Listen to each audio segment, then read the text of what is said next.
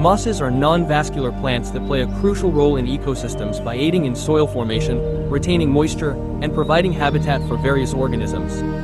They thrive in harsh conditions due to their ability to absorb water and nutrients directly from the environment, allowing them to survive in areas with limited soil and extreme temperatures.